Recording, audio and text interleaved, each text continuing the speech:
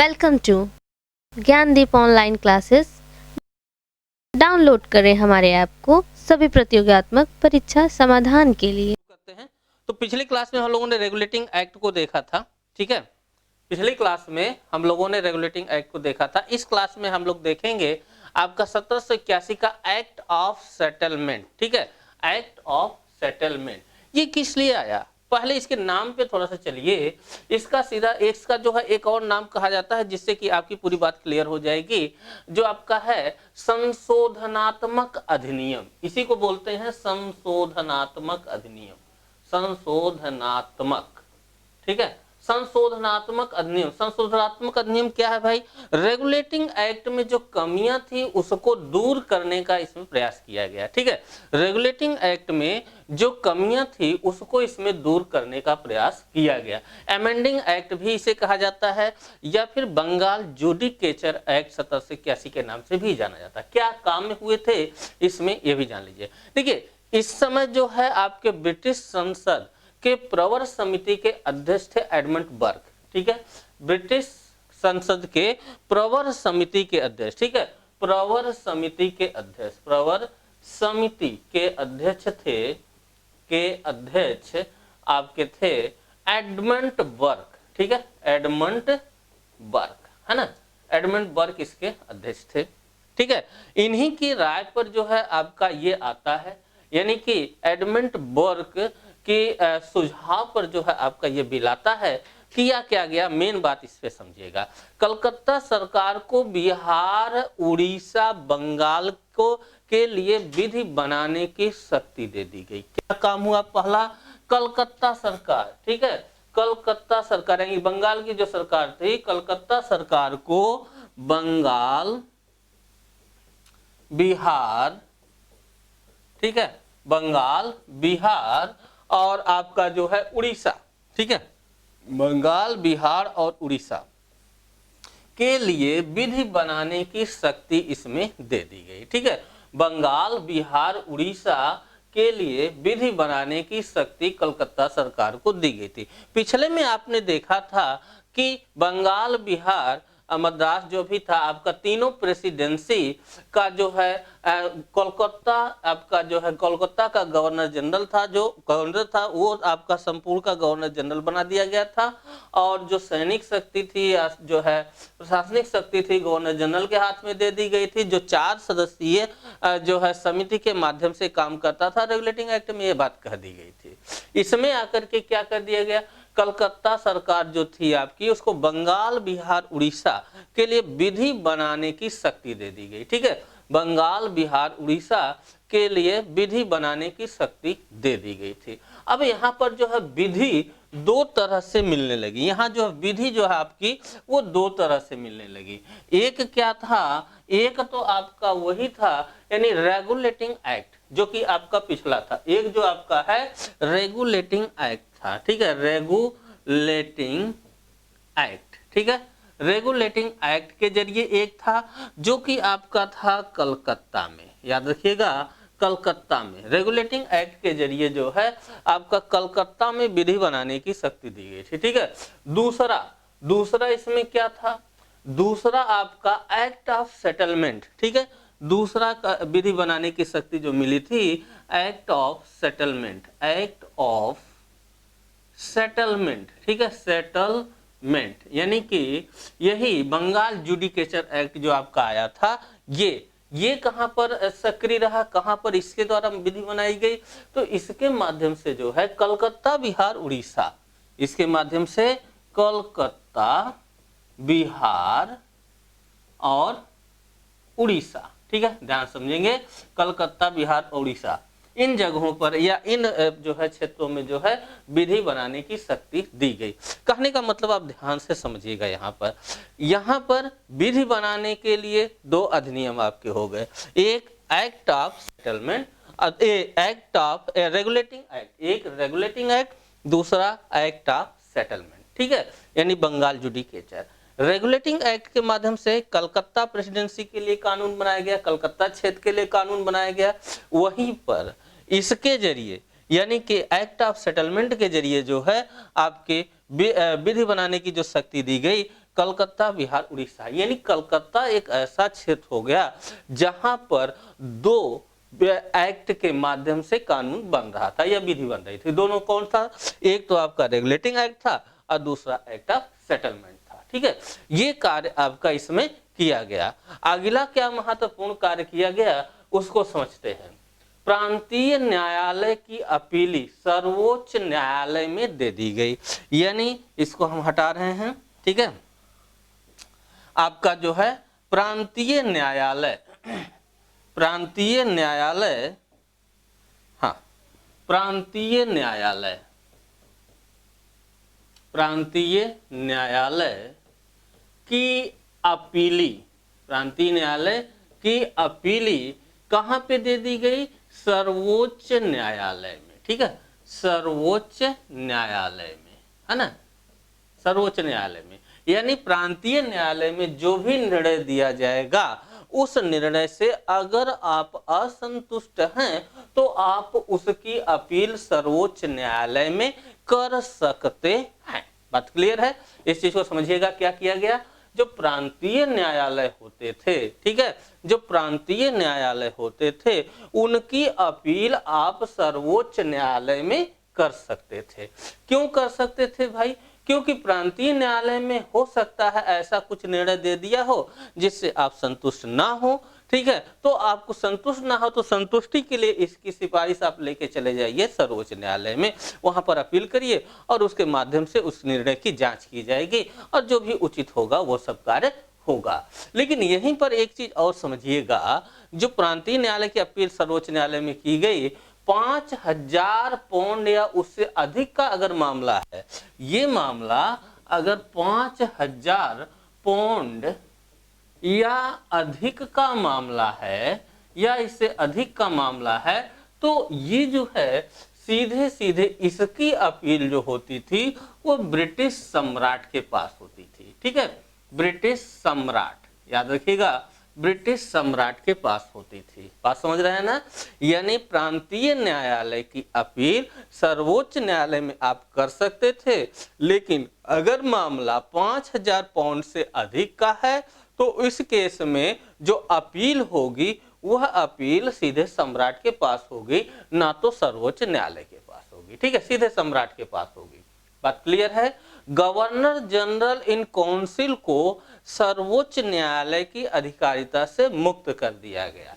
यानी governor general, governor general, general in council, ठीक है, गवर्नर जनरल इन काउंसिल को सर्वोच्च न्यायालय की अधिकारिता से मुक्त कर दिया गया। अधिकारिता, ठीक है, अधिकारिता से मुक्त कर दिया गया। यानी सर्वोच्च न्यायालय के किसी भी कार्य को लेकर सर्वोच्च न्यायालय गवर्नर जनरल के किसी भी कार्य को लेकर आप सर्वोच्च न्यायालय का दरवाजा नहीं खटखटा सकते थे। कहने का मतलब सर्वोच्च न्यायालय और आपका गवर्नर जनरल के अधिकार अलग हो गए। ठीक है, यानी गवर्नर जनरल अब जो है सर्वोच्च न्यायालय के अधीन नहीं था। ठीक है, यानी गवर्नर जनरल इन काउंसिल जो होती थी वो सर्वोच्च न्यायालय की अधिकारिता से मुक्त हो गई। बात क्लियर? ये चीज कर दिया गया। देखिए फिर से समझ लीजिएगा, कलकत्ता क्या का कार्य हुआ था या क्या बातें रही आपका समझिएगा कि पहली बात तो एडमंड बर्ग जो है इस समय प्रवर समिति के अध्यक्ष थे, उन्हीं के सुझाव पर ये आपका यानी 1781 का एक्ट ऑफ सेटलमेंट आया। ठीक है, संशोधनात्मक अधिनियम कहा जाता है। पुराने अधिनियम रेगुलेटिंग एक्ट में जो कमियां थी उसको इसमें दूर करने का प्रयास किया गया, यानी इसमें संशोधन किया गया और इसी को हम जो है बंगाल जुडिकेचर एक्ट के नाम से भी जानते हैं, इसी को हम अमेंडिंग एक्ट के नाम से भी जानते हैं। ठीक है, कलकत्ता सरकार को बंगाल, बिहार, उड़ीसा की विधि बनाने की शक्ति इसके आधार पर दे दी गई। ठीक है, अभी तक क्या था? अभी तक कलकत्ता में रेगुलेटिंग एक्ट से कानून बनता था, अब एक्ट ऑफ सेटलमेंट भी आ गया, यानी कि दो विधि हो गई। ठीक है, दो आपके जो है एक्ट हो गए, एक रेगुलेटिंग एक्ट हो गया विधि के लिए जो कि कलकत्ता पर हावी है, कलकत्ता के लिए बना रहा है, और दूसरा आपका जो है एक्ट ऑफ सेटलमेंट हो जाता है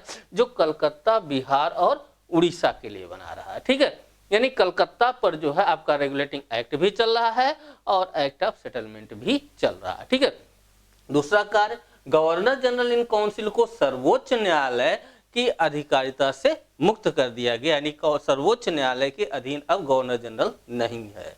ठीक है, वो सर्वोच्च न्यायालय से स्वतंत्र है। ठीक है, प्रांतीय न्यायालय जो भी निर्णय दी है उसकी अपील आप सर्वोच्च न्यायालय में कर सकते हैं, लेकिन ध्यान रहे 5,000 से अधिक या 5,000 पाउंड की राशि का मामला है या उससे अधिक का मामला है तो इसकी अपील सीधे ब्रिटिश सम्राट के अधीन होगी। ठीक है, उसी के सामने होगी, है ना। सर्वोच्च न्यायालय के राजस्व अधिकारिता को समाप्त कर दिया गया, यानी अभी तक क्या था, सर्वोच्च न्यायालय के पास राजस्व अधिकारिता थी। ठीक है, राजस्व अधिकारिता अभी तक किसके पास थी, तो ये आपकी थी सर्वोच्च न्यायालय के पास थी। सर्वोच्च न्यायालय से को राजस्व अधिकारिता, यानी सर्वोच्च न्यायालय के राजस्व अधिकारिता जो होती उसे समाप्त कर दिया गया यहां पर आकर के। ठीक है, राजस्व मंडलों की स्थापना की गई। इसके समाधान के लिए क्या किया गया, राजस्व मंडलों की स्थापना की गई। बात यहां तक आपकी क्लियर हो गई होगी। तो ये एक्ट ऑफ सेटलमेंट था 1781 का। ठीक है, इसके बाद जो है आपके संवैधानिक विकास में एक अगला दस्तावेज आता है जिसे हम कहते हैं पिट्स इंडिया एक्ट 1784। ठीक है, तो हम लोग बात करते हैं पिट्स इंडिया एक्ट 1784 की। पिट्स इंडिया एक्ट 1784 की बात करते हैं। ठीक है, पिट्स इंडिया एक्ट 1784 की बात करते हैं। इसके बारे में आप याद रखिएगा, एक पॉइंट आपको क्लियर कट याद रखना होगा कि यह पहला दस्तावेज था कंपनी द्वारा अधिगृहीत भारतीय राज्य क्षेत्र पर ब्रिटिश ताज के स्वामित्व का। याद रखिएगा, ये क्वेश्चन आपका कई बार पूछा गया है। क्या है, पहला दस्तावेज, ये जो आपका है ये पहला दस्तावेज था। ठीक है, दस्तावेज था। ठीक है, कैसा पहला दस्तावेज था भाई, तो आपका कंपनी द्वारा अधिगृहीत भारतीय राज्य क्षेत्र पर, यानी कंपनी द्वारा अधिगृहीत, ठीक है, अधिगृहीत राज्य क्षेत्र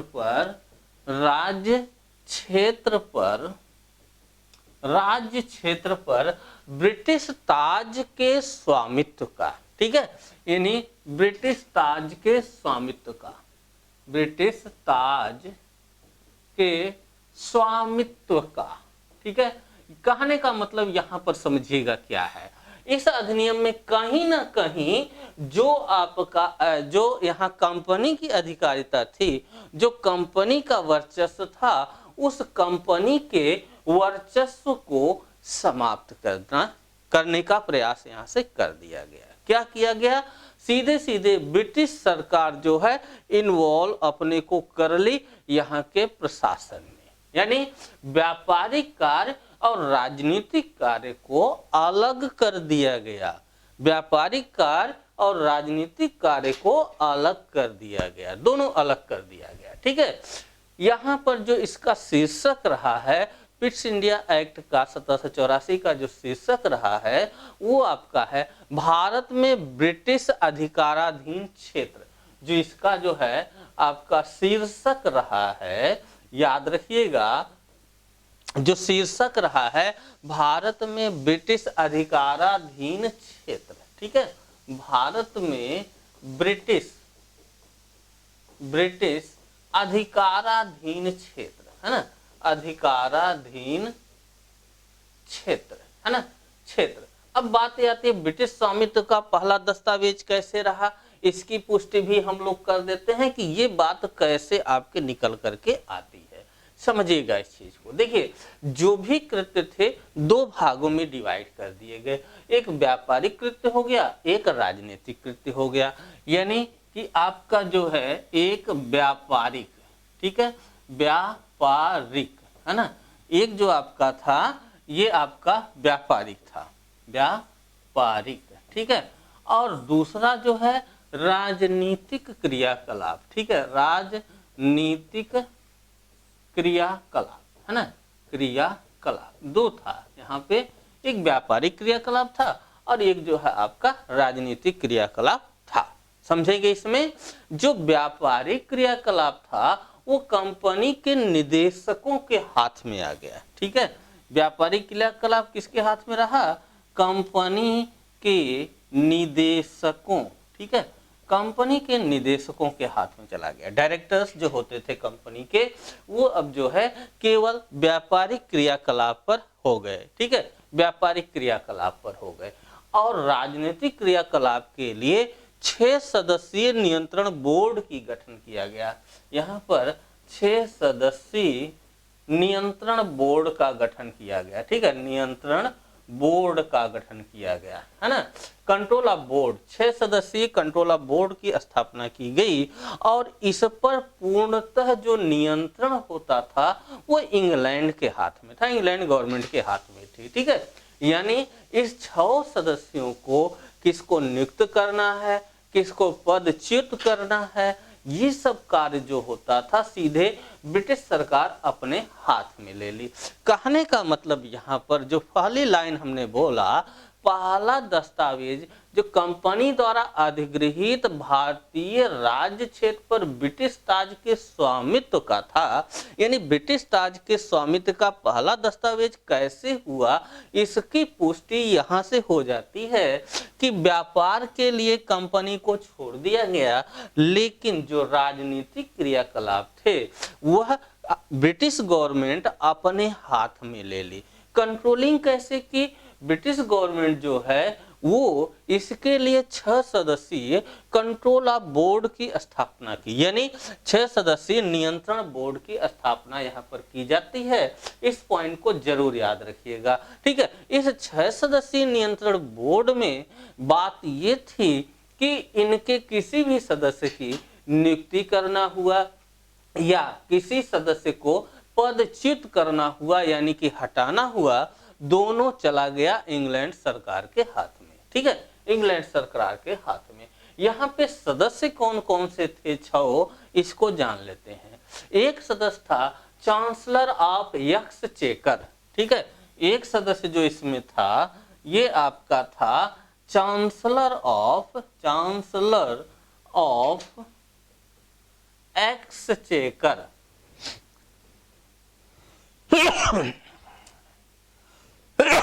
एक्सचेकर, ठीक है, पहला सदस्य था।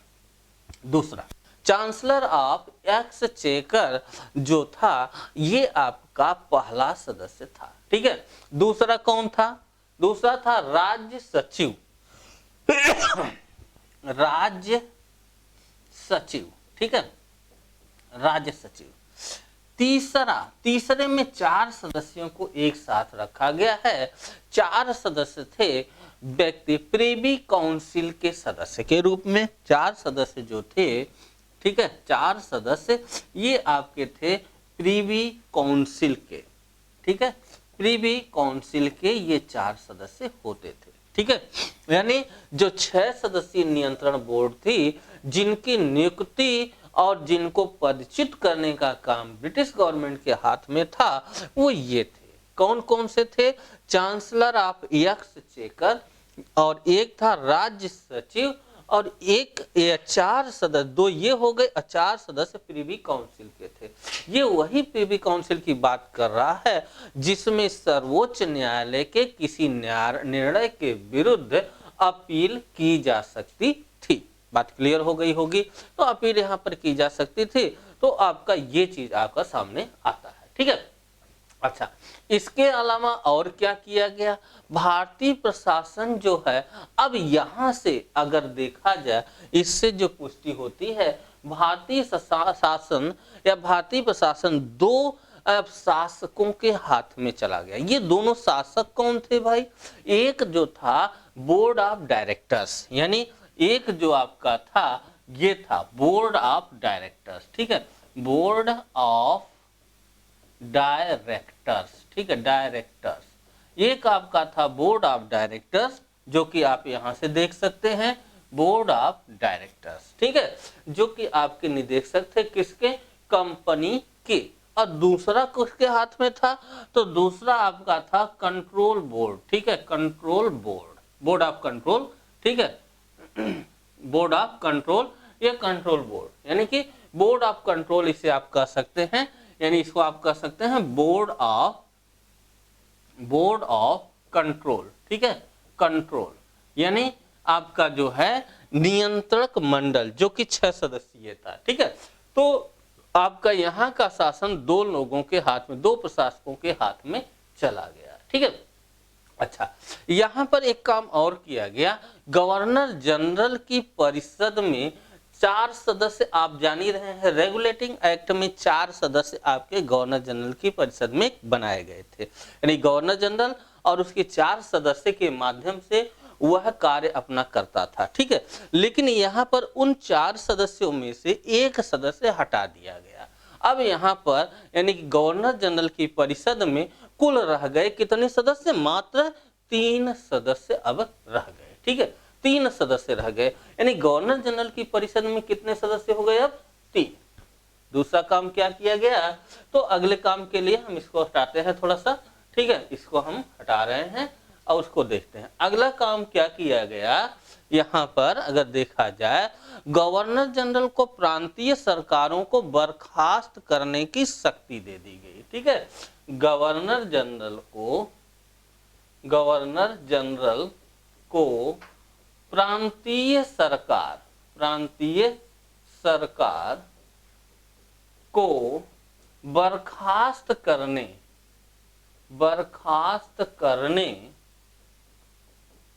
की शक्ति दे दी गई, बर्खास्त करने की शक्ति दे दी गई, ठीक है, दे दी गई, है ना, दी गई। यानी अब गवर्नर जनरल जो है प्रांतीय सरकार को बर्खास्त कर सकती थी। बात क्लियर है, गवर्नर जनरल अब प्रांतीय सरकार को बर्खास्त कर सकती थी, ये अधिकार दे दिया गया, ठीक है। इसके अलावा एक और कार्य किया गया, वो क्या, भारत में अंग्रेज अधिकारियों के अवैध कार्य पर मुकदमा चलाने के लिए इंग्लैंड में एक अदालत खोली गई। इसको विशेष रूप से आप याद रखिएगा, ठीक है। कभी भी एक क्वेश्चन पूछा जा सकता है, किस एक्ट के माध्यम से अंग्रेज अधिकारियों के अवैध कार्य पर मुकदमा चलाने के लिए एक इंग्लैंड में कोर्ट स्थापित की गई। इंग्लैंड में कोर्ट स्थापित की गई, भारत की बात नहीं कर रहे हैं, ठीक है। तो आपका इसी के तहत यानी कि पिट्स इंडिया एक्ट के ही तहत अंग्रेज अधिकारियों के अवैध कार्य पर मुकदमा चलाने के लिए, यानी अंग्रेज अधिकारियों के अवैध कार्य पर मुकदमा चलाने के लिए इंग्लैंड में एक कोर्ट स्थापित की गई, ठीक है, स्थापित की गई, ठीक है। बात क्लियर हो गई होगी। अंग्रेज अगर यहाँ पर कोई अवैध कार्य करते हैं अंग्रेज अधिकारी, तो उन पर मुकदमा आपका वहां पर चलाया जाएगा। ये चीज जो है आपका यहाँ से कर दिया गया act of Pitt's India act 1784 के तहत, ठीक है। बात क्लियर हो गई होगी 1784 का अधिनियम। अगले अधिनियम की हम लोग बात करते हैं 1786 का अधिनियम। 1786 का अधिनियम देखते हैं क्या है इसमें बातें, यानी 1786 का अधिनियम की हम लोग बात करते हैं, ठीक है। चलिए 1786 का अधिनियम, ठीक है। इसमें मुख्यतः 2 बातें कही गई हैं, जिसमें से एक बात ही आपके सबसे काम की है, अधिक महत्वपूर्ण है, बाकी दूसरे के लिए उतनी जरूरत नहीं है। क्या पहली बात इसमें की गई, गवर्नर जनरल अपने परिषद के निर्णय को रद्द कर सकता था। समझिएगा, गवर्नर जनरल गवर्नर जनरल अपने परिषद के निर्णय को रद्द कर सकता था। ठीक है, रद्द कर सकता था। ठीक है, बात समझिएगा। इसके पहले क्या कहा गया था, रेगुलेटिंग एक्ट की याद करिए, उसमें गवर्नर जनरल की 4 सदस्यीय परिषद गठित की गई थी। पिट्स इंडिया एक्ट में आप आए तो यहाँ पर जो है 4 सदस्यों से 3 सदस्य कर दिए गए। इसके प्रभाव को और कम कर दिया गया 1786 में आकर के। क्या किया गया, यहाँ पर गवर्नर जनरल जो है अब अपने परिषद के किसी निर्णय को रद्द कर सकता था। गवर्नर जनरल अपने परिषद के किसी निर्णय को रद्द कर सकता था। ये चीज आपका इसमें आकर के कर दिया गया। बात क्लियर है? यानी कि परिषद के अन्य सदस्यों की जो पावर थी वो कहीं ना तो कहीं घटा दी गई और गवर्नर जनरल के पावर को बढ़ा दिया गया। ठीक है। दूसरा, गवर्नर जनरल को प्रधान सेनापति की शक्ति दे दी गई। ठीक है, गवर्नर जनरल को प्रधान सेनापति की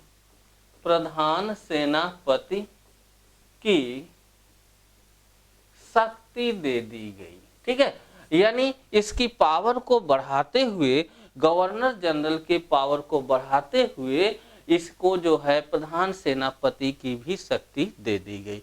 और इस तरह की शक्ति पाने वाला जो प्रथम था गवर्नर जनरल, वो था आपका लॉर्ड कॉर्नवालिस। याद रखिएगा, लॉर्ड कॉर्नवालिस। ठीक है, लॉर्ड कॉर्नवालिस याद रखिएगा। क्वेश्चन थोड़ा टेढ़ा जरूर है, टिपिकल पड़ जाएगा अगर ये पूछ दिया जाए कि भारत में जो है पहले गवर्नर जनरल का नाम बताइए जिसे प्रथम सेनापति की शक्ति के रूप में प्रदान की गई, या प्रथम प्रधान सेनापति की शक्ति जिसे दी गई, तो वो आपका जो है लॉर्ड कॉर्नवालिस था। ठीक है, लॉर्ड कॉर्नवालिस था। इसे क्या किया गया, प्रधान सेनापति की शक्ति दे दी गई। फिर समझिएगा 1786 में क्या कहें, आपके रेगुलेटिंग एक्ट में गवर्नर जनरल को आपका किसके आधार पर रखा गया। देखिए,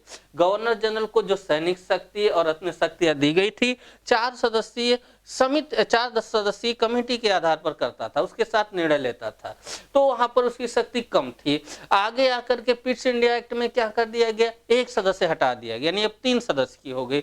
चौथी बात यहां आकर के यानी कि 1786 के एक्ट में क्या कर दिया गया कि अब गवर्नर जनरल अपनी परिषद के निर्णय को भी रद्द कर सकता था। यानी कहीं ना कहीं गवर्नर जनरल की शक्ति को हम बढ़ाते जा रहे हैं और परिषद की शक्ति को जो है हम कम करते चले जा रहे हैं। परिषद की शक्ति को हम कम करते चले जा रहे हैं और गवर्नर जनरल की शक्ति को बढ़ाते चले जा रहे हैं। यह आप आसानी से देख सकते हैं। साथ ही साथ यहाँ पर आकर के इसे प्रधान सेनापति की भी शक्ति दे दी जाती है। बात क्लियर है? यहाँ पर ये चीज आपका 1786 का एक्ट समझ में आ गया होगा। ठीक है, अच्छा आगे बढ़ते हैं हम लोग। अगला चार्टर एक्ट लेके आते हैं 1793 का चार्टर एक्ट। ठीक है, बात करते हैं चार्टर एक्ट 1793 का चार्टर एक्ट।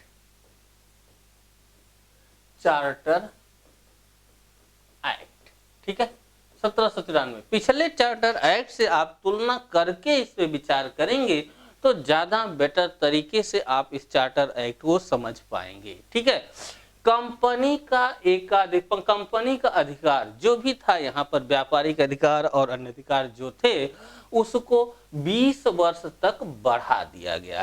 पहला काम क्या किया गया, कंपनी का अधिकार जो है, कंपनी का अधिकार 20 वर्ष तक बढ़ा दिया गया।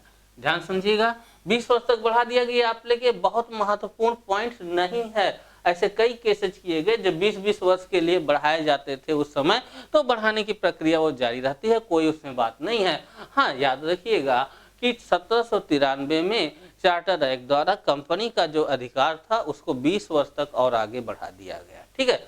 दूसरा, नियंत्रण मंडल के सदस्यों का वेतन भारतीय राजस्व से दिया जाने लगा। ये सबसे महत्वपूर्ण है, याद रखिएगा, यहाँ पे सबसे महत्वपूर्ण है भारतीय जो आपके नियंत्रण मंडल के सदस्य थे उनके वेतन, नियंत्रण मंडल के सदस्य, ठीक है, कौन, बोर्ड ऑफ कंट्रोल, ठीक है, नियंत्रण मंडल के सदस्य का वेतन भारतीय राजस्व से, ठीक है, भारतीय राजस्व से। भाई समझिए, यहां पर नियंत्रण मंडल था कहां पे, तो नियंत्रण मंडल आपका इंग्लैंड में था। ध्यान समझेंगे, नियंत्रण मंडल कहां था, वो इंग्लैंड में था, लेकिन खर्चा कहां से दिया जाता था, भारतीय राजस्व से, यानी भारत के राजस्व से उनकी पेमेंट दी जाने लगी। ठीक है, यानी एक लोड और भारतीय राजस्व पर डाल दिया गया नियंत्रण मंडल के सदस्यों के वेतन। ठीक है। दूसरा, लिखित विधि द्वारा प्रशासन की नींव पड़ जाती है यहाँ पर, यानी लिखित विधि द्वारा प्रशासन की नींव पड़ती है। ठीक है, लिखित विधि द्वारा प्रशासन की नींव पड़ती है। ठीक है, प्रशासन की नींव पड़ती है। ठीक है, ये आप समझिएगा, पड़ती है ना, पड़ती है। लिखित जो है विधि, यानी कि यहाँ तक आकर के यहाँ से जो भी प्रशासनिक कृत्य यहाँ पर होगा भारत में, वह लिखित विधि द्वारा होगा, ये चीज आगे हो जाती। ठीक है, और कानून के विनियमों की व्याख्या न्यायालय कर सकता था। ठीक है, क्या, कानून के विनियमों, ठीक है, कानून के विनियमों की व्याख्या, विनियमों की व्याख्या न्यायालय कर सकता था। ठीक है, कर सकता था। आज की डेट में यह बात अगर हम देखें, वर्तमान समय में न्यायालय की इस अधिकारिता पर थोड़ा सा गौर करें, तो आप पाएंगे अपने संविधान में अनुच्छेद 13 में इस तरह का जिक्र है। ठीक है, अनुच्छेद 13 में इस तरह का जिक्र है कि कोई भी निकाय, कोई भी कानून अगर संसद बना रही है, अगर विधानमंडल बना रही है, या फिर कोई भी राज्य मतलब आपको देखेंगे 12 अनुच्छेद में राज्य की परिभाषा दी गई है, तो वे लोग, उनके द्वारा बनाया जा रहा है कोई भी कानून, उस कानून की व्याख्या, यानी कि न्यायिक पुनर्विलोकन का अधिकार जो है सर्वोच्च न्यायालय के पास है। वह उसकी व्याख्या करता, अगर वह मूल अधिकार का हनन करता है तो उसको रद्द कर सकता है। तो ये आज के संविधान में है, अनुच्छेद 13 में इस तरह का प्रावधान जो है आपका न्यायालय को दे दिया गया 1793 के चार्टर एक्ट द्वारा। यानी जो भी लिखित विधि से, पहली बात तो लिखित विधि से कानून जो है प्रशासन की नींव पड़ी। अब ये लिखित विधि जो है इसकी व्याख्या सर्वोच्च न्यायालय कर सकता था। यानी कहीं ऐसा तो नहीं ये विधि बन गई है जो नुकसानदायक हो या जो गलत हो, इसकी व्याख्या करने के अधिकार जो हैं वो सर्वोच्च न्यायालय को दे दिया गया। किसके द्वारा, चार्टर एक्ट 1793 के द्वारा। तो चार्टर एक्ट 1793 में आप 3 बातों को याद रखिएगा। पहला, नियंत्रक मंडल के सदस्य, बहुत महत्वपूर्ण है, नियंत्रण मंडल के सदस्यों का वेतन भारतीय राजस्व से दिया जाने लगा। दूसरा, लिखित विधि द्वारा प्रशासन की नींव पड़ जाती है। और तीसरी बात यहाँ की जाती है, कानून के विनियम की व्याख्या के लिए न्यायालय को अधिकार दे दिया गया। बात क्लियर है यहाँ पर? तो ये 3 पॉइंट आप यहाँ से याद रखेंगे। ठीक है, चौथा अगला आते हैं चार्टर एक्ट को, यानी अगले चार्टर एक्ट या राजलेख की बात करते हैं तो आपका आता 1813 का राजलेख। ठीक है। 1813 का राजलेख, 1813 का राजलेख, है ना। 1813 का राजलेख की चर्चा हम लोग करते हैं। ये आज का आपका लास्ट होगा, इसी को समझ करके हम लोग क्लास को बंद करेंगे। फिलहाल देख लेते हैं इसमें क्या है। महत्वपूर्ण पहला ही पॉइंट आपका आ जाता है, ईसाई मिशनरियों को भारत में धर्म प्रचार की अनुमति दे दी गई। यानी ईसाई मिशनरियों को भारत में धर्म प्रचार की अनुमति दे दी गई। ईसाई मिशनरी, ठीक है, को धर्म प्रचार की अनुमति, है ना, अनुमति। यानी अब ईसाई मिशनरियां भारत में आ सकती हैं और यहाँ आकर के वो धर्म प्रचार कर सकती हैं। इसकी जो है छूट, अनुमति दे दी गई, ठीक है। साथ ही साथ और क्या किया गया कि कंपनी का, जैसा कि आपको पता है व्यापारिक एकाधिकार कंपनी का यहाँ पर था, पूर्णतः जो है कंपनी व्यापार करती थी, उसके अधीन में था। लेकिन किया क्या गया, चाय का चीन के साथ व्यापार, चाय का चीन के साथ व्यापार छोड़कर कंपनी के समस्त व्यापारिक एकाधिकार समाप्त कर दिए गए। यानी चाय का चीन के साथ व्यापार, चीन के साथ व्यापार छोड़कर, ठीक है, छोड़कर समस्त व्यापारिक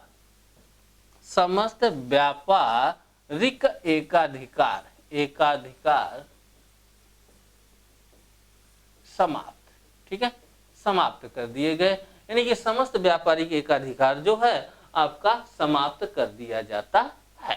बात क्लियर हो गई होगी, है ना, समस्त व्यापारिक एकाधिकार। लेकिन याद रखिएगा यहाँ पर चाय का व्यापार चीन के साथ जो होता था उसको छोड़कर उस पर एकाधिकार अभी बना हुआ है। दूसरा काम क्या किया गया, ब्रिटिश तथा इंजीनियरों को भारत में बसने की अनुमति दे दी गई। अभी तक क्या था, व्यापार करने आते थे, प्रशासन करते थे, व्यापार करते थे और यहाँ से लूट खसोट करके घर लेके जाते थे। अब क्या कर रहे हैं कि अब यहाँ आइए भाई, बस्ती बनाइए, यहाँ बस जाइए, यहाँ रहिए, ठीक है ना। यानी ब्रिटिश इंजीनियर्स को भारत में, ब्रिटिश तथा इंजीनियर्स को, ठीक है, ब्रिटिश नागरिक जो भी हो और इंजीनियर्स जो हैं, इंजीनियर्स, ठीक है, इंजीनियर्स, ठीक है, इनको जो है भारत में रहने की अनुमति देगी, ठीक है, इंजीनियर्स, ठीक है, भारत में रहने की, यहाँ आकर बसने की अनुमति दे दी गई कि यहाँ एक बस्ती बना दी जाए। बात क्लियर है, बसने की अनुमति दे दी गई। संचालक मंडल या नियंत्रण मंडल की अनुमति, ठीक है, देखिए क्या किया गया, परंतु यह बसने के लिए अनुमति के लिए जरूरी क्या था ये जान लीजिए, संचालक मंडल या नियंत्रण मंडल की अनुमति यानी कि लाइसेंस लेना पड़ता था।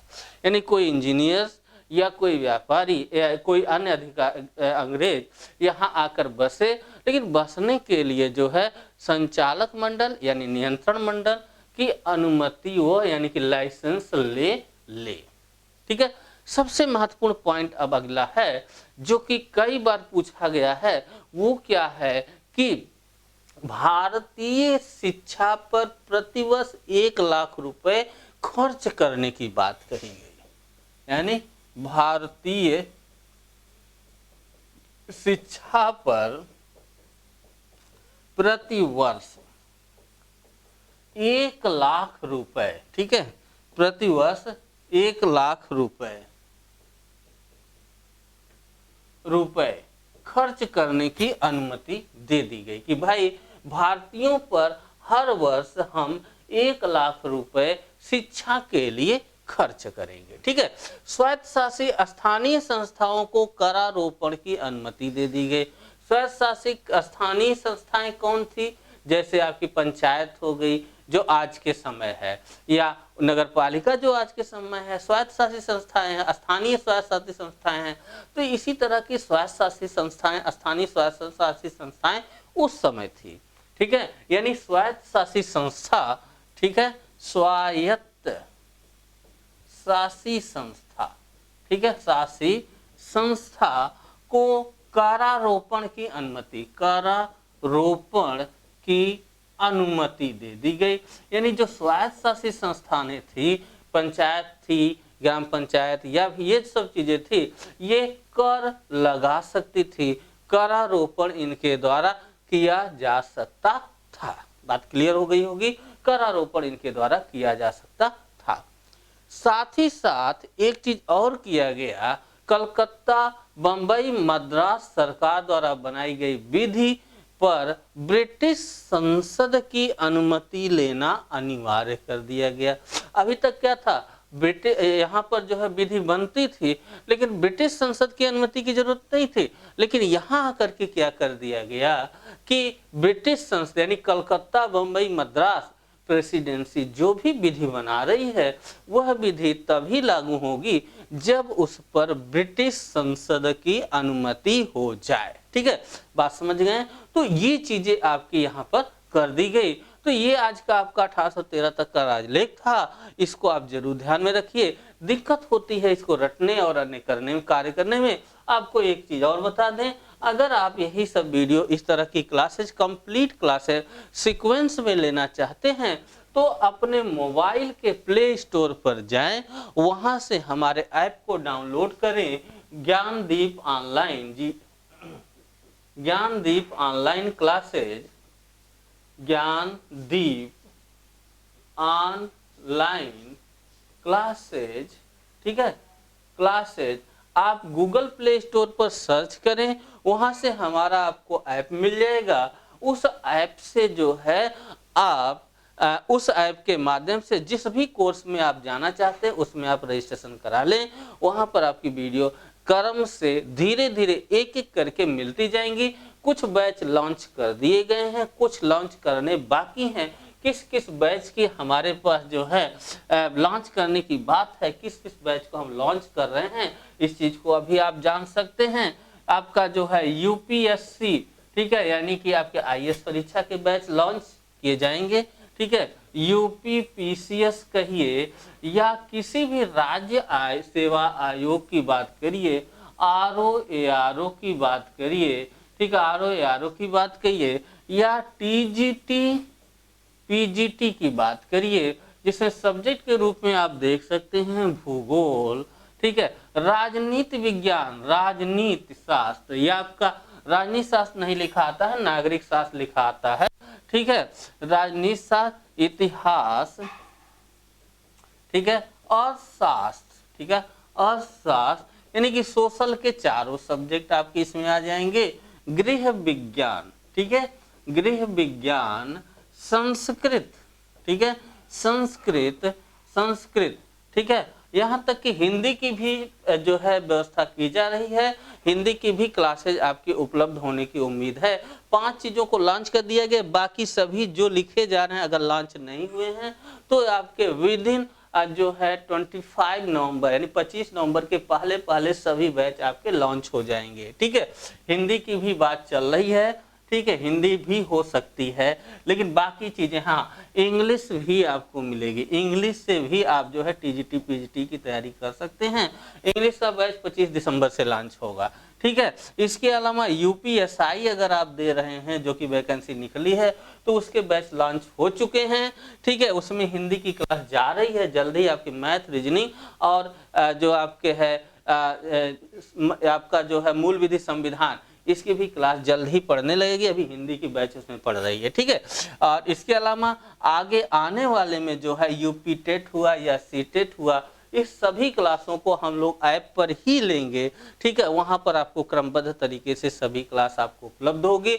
अगर बाय द वे आपको ऐप लेने में, ऐप डाउनलोड करने में या कहीं कोई समस्या आती है, तो आप इस व्हाट्सएप नंबर पर या तो कॉल कर दीजिए या फिर जो है आप इस पर मैसेज कर दीजिए, आपको पूरी सहायता दी जाएगी। नंबर है 9696 83 9809। तो हम लोग फिर कल मिलते हैं इसी समय पॉलिटिक्स की क्लास में। अगर आप ज्योग्राफी टीजीटी दे रहे हो तो सुबह 8 बजे चलती है। तो मिलते हैं कल फिर हम लोग 9 बजे रात्रि में इसी तरह की क्लास में, यानी कि आपके टीजीटी पीजीटी की क्लास।